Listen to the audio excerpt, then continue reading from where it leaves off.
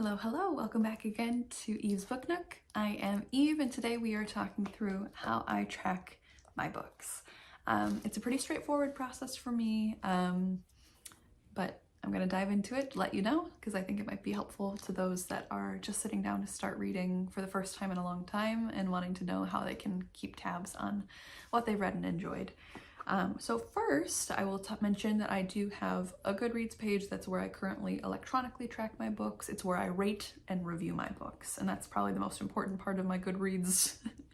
I do admit I think that it is a flawed website and user interface. I find it frustrating at times, but for now I think it's one of the better options, and so it's just where I currently have all my books stored in terms of wanting to read, my physical TBR, the shelves and things like that. I have heard great things about Storygraph. I have not used it myself, but check that website out too if Goodreads is not your thing. I'll link my Goodreads down below in case you're curious about what I've been reading, what I am currently reading, and what I've reviewed in the past. But in terms of physical tracking, I do have a lot of books. Probably the upper half of these shelves are the books that I have read, and then bottom down, I mean, this is a rough estimate, basically from here down is books that I have not read. Not entirely true, there's a few mixed and mingled here and there, but that's for the most part where it's at. So the books that I have read, the ones that I keep are generally ones that I have loved, or at least would consider reading again, even if I wasn't obsessed with it. But I have, since my senior year of college, which is now about 10 years ago, have kept a reading little journal thing. It's not really a journal, it's literally just a list of the books that I have completed since 2015, spring 2015. So my spring semester, I should say, winter. The early year. So every year I wrote down every book I completed, and then at the end of the year I wrap it up with, okay, 2015 total, I read 23 books, and this was my first year getting back into reading as an adult, and then every year after that it's pretty much increased. So 2016, same goes. I think 2016 I read, let's see, did I write it? 29 books, up from 23. 2017, I read 52 books. That was the first year I did my 52 books in 52 weeks challenge for myself. 2018, 52 books. But I'll skip ahead. 48 books, let's see, 52, 54,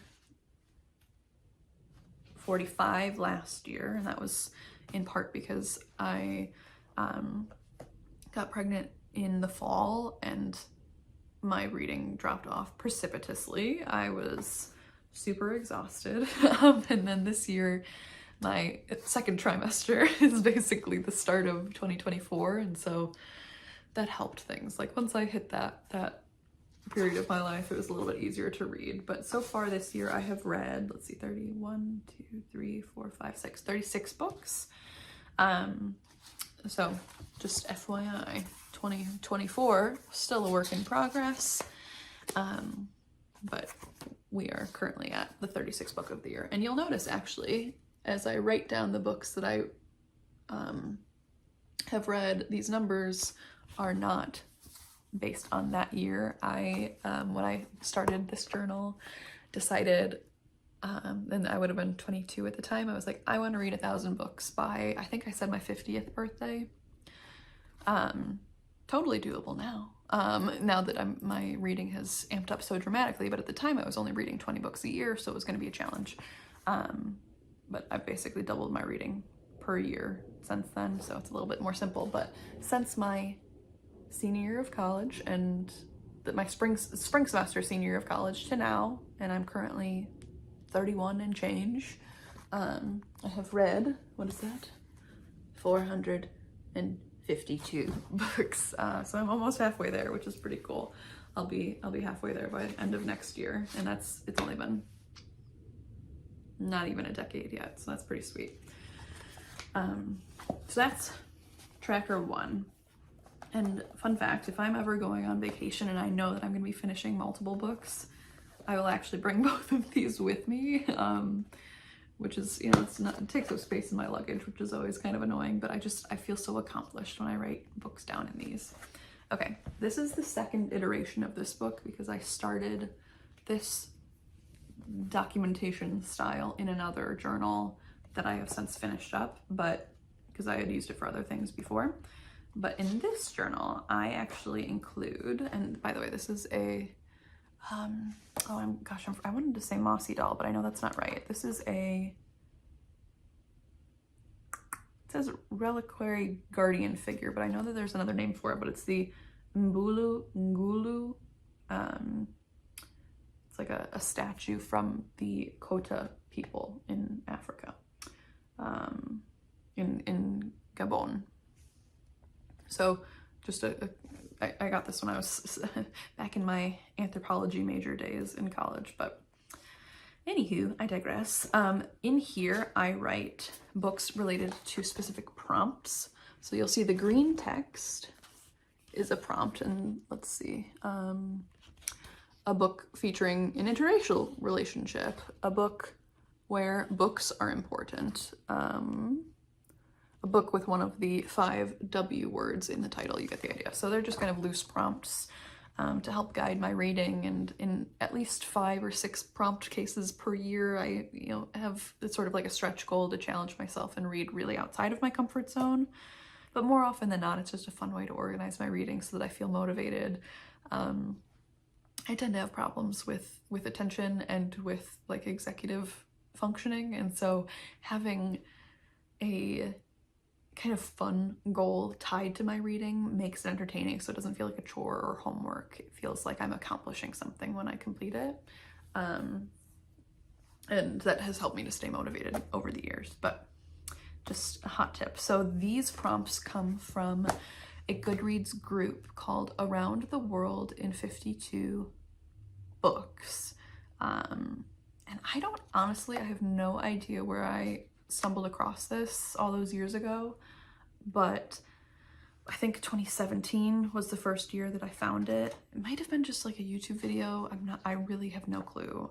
Maybe it was like a blog post from another reader, but every year this group votes on various prompt challenges and then posts in their Goodreads group the list of the 52 prompts for that year. And then this group of, I think it's hundreds, if not 1,000 or more people. I'll have to check and I'll put the little number of how many people participate or are at least a part of the group. But every year, all of these people share books that fit those prompts. And so the creators of the challenge encourage dialogue, encourage discussion, but they also help others find books that fit those prompts. So for me, I'm just trying to think of like an example here. A book from, let's see, a book with a full name in the title. If I didn't have a book, I probably have plenty, but if I didn't have a book that met that criteria, where would one start looking for that? Like, it's not really like an easily Googleable thing, but people will write in their comment threads like, here's what I'm planning to read for it, and here's 5 suggestions of things that I've already read that I recommend to other people that fit that prompt. So in this case, I had read Laura Dean Keeps Breaking Up With Me, which is a graphic novel. So all that to say, 2024, I'm also completing this challenge. 2024 ATY is how I write it out these days. They also give you 1 free pick, so if you don't like one of the prompts, you can just read something like a free pick. And I also include for myself just a couple of no good spaces, lines, in case I'm like, I desperately want to read this book this year, but it does not fit one of these 52, or shoot, I already filled the best space that my current read would have fit in. I'll throw it in there. So I don't complete this every single year. I think I've only actually completed it 2 or 3 times, but it's just a nice way for me to challenge myself, explore new books. It really keeps me invested and engaged in the publishing world and new releases, because I tend to have more like backlisted books on my TBR. In fact, I usually read only like 1 or 2 new releases every year, and everything else is 1 to 400 years old, if not 2,000 years old in some cases. Translated, obviously. But it's just a nice way for me to say, like, you know, to keep interested in the physical TBR that I have. You know, if I haven't read a book, you know, I've owned a book for 5 years and I haven't felt the pull yet. Like, I know I'll like it, but I haven't felt the urge to pick it up quite yet.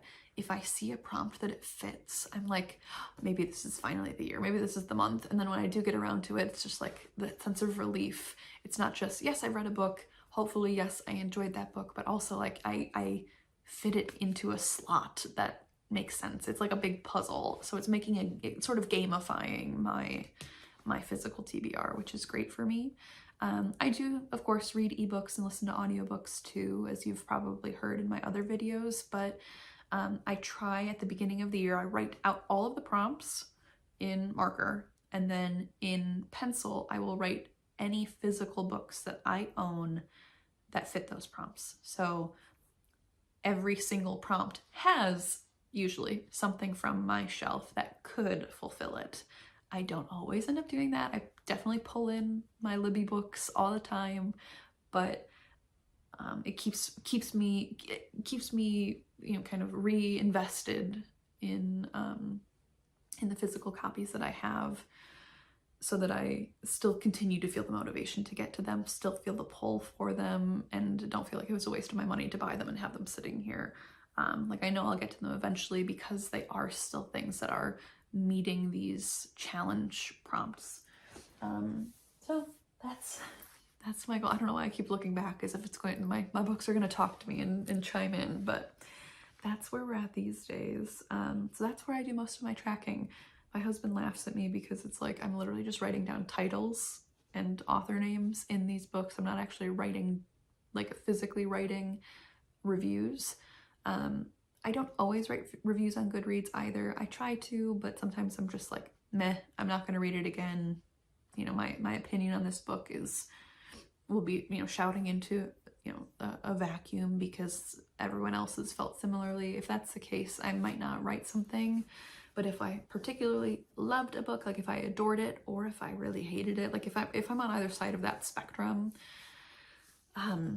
on either end, I should say, of that spectrum, I might be more inclined to write a full review. More often than not, my Goodreads reviews, though, are notes for myself more than for the public, to be able to look back on and say, did I actually like that? So I will write, you know, if I gave a book 4 physical stars on Goodreads, because they've only got a 1 through 5 system, no fractional options, I might write in the comments like 4.5 and here's why. Or, you know, I liked this trope, I didn't like this pacing, this writing style, this ending, whatever. But it tends to be pretty short reviews, I'll be honest, so don't expect a lot from me there. I will try to get more into book reviews as I continue on with this channel. It's not something that I'm super well versed in yet. I haven't done a lot of that. It feels like I'm writing a book report, so I need to kind of work those muscles again and figure out what the best method is for me to share my thoughts on books with you all.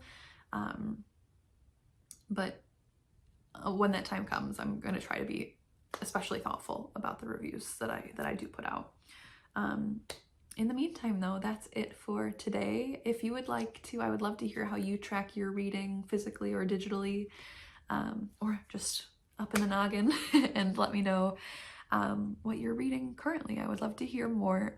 You know, keep me invested in reading. I am trying to, you know, maintain the drive to read even though I'm exhausted right now. So we'll see how it goes moving forward through the next few months. But again, thank you for tuning in. I appreciate the engagement that you all have shared so far. It's very motivating, and I will catch you in the next one. Bye-bye.